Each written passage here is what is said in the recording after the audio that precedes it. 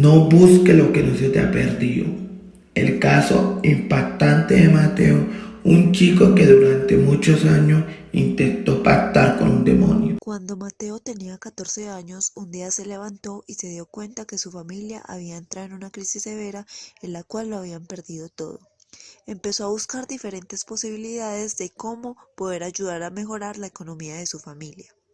Caminando por la calle, de repente tropezó con un libro de brujería donde decía la forma de pactar con un demonio y cómo este demonio podía ayudar en todo lo que él quisiera. Él pensó que esta era la mejor manera de ayudar a mejorar la economía de su casa. El libro le indicaba cómo comunicarse con un demonio y le decía que si lograba hacer contacto con este demonio que estaba bajo el dominio de Satanás, él lo llevaría a comunicarse con quien lo ayudaría en lo que él quisiera. Empezó a intentar comunicarse con él de diferentes maneras, pero no tuvo respuesta alguna. También empezó a buscar cantidades de brujos y nada. Después, en una ocasión, encontró otro texto donde había un pacto que se refería a una de las maneras más usuales de la antigüedad, donde se podía tener contacto con Satanás. Empezó a aprenderse infinidades de oraciones, infinidades de rezos, infinidad de llamamientos que le decían que se apareciera. También le decían que quería verlo, que le mandara a alguien o algo para saber si lo estaba escuchando, pero no tenía respuesta. Pasaron 2 años y medio y empezó a tener sus primeros resultados.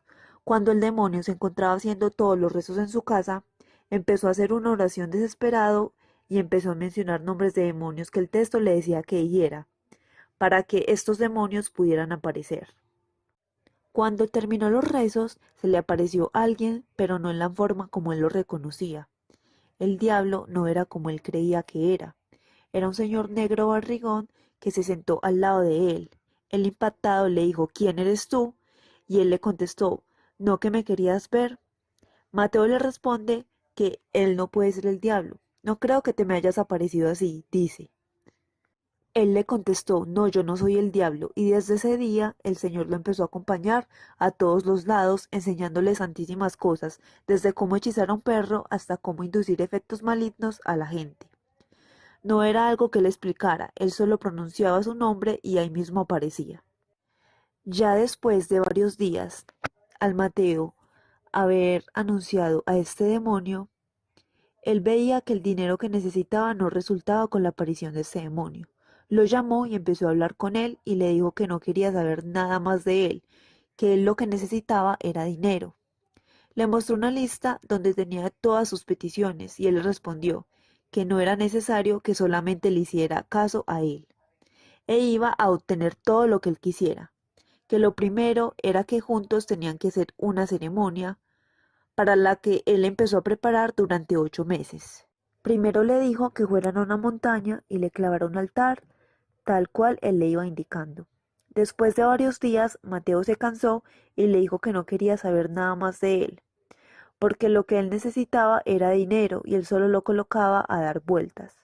Después encontró otro libro en donde comenzó a hacer las invocaciones en la sala de su casa, y a las 2 de la mañana exhausto se fue en camino a su cuarto cuando vio a su madre en el suelo desmayada y al demonio señalándola con un cuchillo. Mateo le dice que la deje quieta, y él le dice que se venga con él si quería que dejara quieta a su madre. Él se fue con él a donde tenían el altar. Cuando iban llegando, el demonio se convirtió en una mujer de repente, y tenía un anillo muy lujoso, y se lo entregó y le dijo que en ese anillo había un espíritu que lo iba a acompañar cuando él hiciera el llamado. Él le parecía algo raro y que el demonio le podía dar lo que él quisiera, pero para conservar el anillo tenía que matar a un familiar.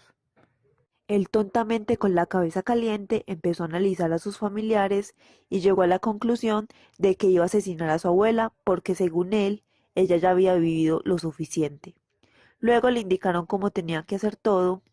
Llegó y durmió en la abuela con formol, repitiendo los rezos y oraciones, pegándole fuertemente con un látigo y se fue. Extrañamente, cuando encontraron a la abuela muerta, no tenía ni una marca de los golpes que él le había pegado. Ella se encontraba intacta. Después de eso, él pensó que había terminado todo con este demonio y que todo lo que él quería iba a ser cumplido, que ya les había pagado con el alma de su abuela. Pero después, cuando necesitó algo, se dio cuenta que no era así, porque no le coincidieron nada. Y llamó al demonio furioso, se quitó el anillo y se lo tiró encima y se fue. El demonio lo llamaba y lo llamaba, decía Mateo, pero Mateo lo ignoraba caminando hacia un parque cerca de su casa, en donde unos minutos después llegó el demonio, pero ahora en forma de sombra, y muy asustado le pegó un grito y se iba a ir del parque. Cuando le tocan la espalda, él voltea y de una sombra lo ataca. Nunca más se supo de la vida de Mateo, ni de su cuerpo ni de su nombre, y hasta entonces su familia lo busca.